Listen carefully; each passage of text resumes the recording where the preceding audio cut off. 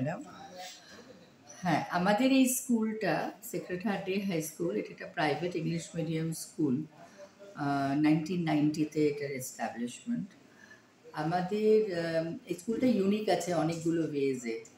যেমন এটা হয়তো একটা মাত্র স্কুল যেখানে বাচ্চাদের জন্য স্টুডেন্টস, ইট ইজ বেসিকলি আমরা যেটা ফলো করি এডুকেশন ফর অল, এটা ইন দ্য ট্রুয়েস্ট সেন্স এখানে মেনটেন্ড হয়।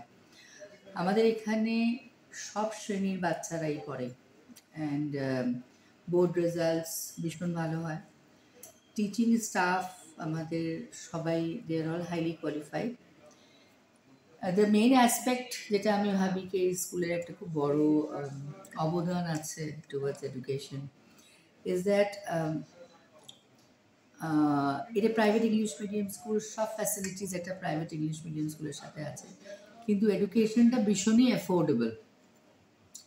এবছর আমরা গার্ল চাইল্ডের জন্য ডেডিকেট করেছি, যেটার জন্য যে গার্ল চাইল্ড আছে তাকে কোনো অ্যাডমিশন ফি তার লাগছে না এখানে।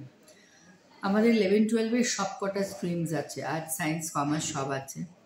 এই স্কুলে যেসব বাচ্চারা second language Hindi Bengali avoid করতে চায় তাদের জন্য দুটো ইংলিশ পড়ার স্কোপ আছে এখানে, ইংলিশে এবং অল্টারনেটিভ ইংলিশ। আমাদের subjects like psychology, nutrition, all, in fact most of the subjects আমাদের আছে in 11 and 12. We have got all the labs very well furnished. So point হচ্ছে কি আমরা সব বাচ্চাকে সবসময় আমাদের সিটস অ্যাভেলেবল থাকে না। এখন আমাদের ক্লাস 11-এ 26শে জুন অবধি অ্যাডমিশন কেউ যদি চায় নিতে পারে। কোনো গার্ল চাইল্ড যদি হয় সেটা অনেক ডেফিনেটলি অনেকগুলো সুযোগ সুবিধে পাবে।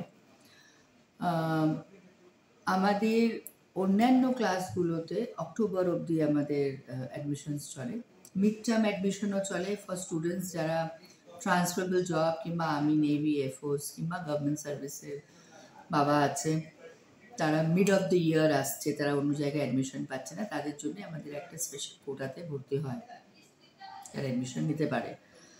আদার দেন দিস যে জায়গাগুলো আছে সেটা হচ্ছে কি এই স্কুলে বাচ্চারা যারা মেরিট বেসে তারা স্কলারশিপস পায়, তারা স্পন্সরশিপস পায়, তারা গভর্নমেন্ট স্কিমস অ্যাভেল করতে পারে। So in overall we provide everything. Thank you. Thank you ma'am.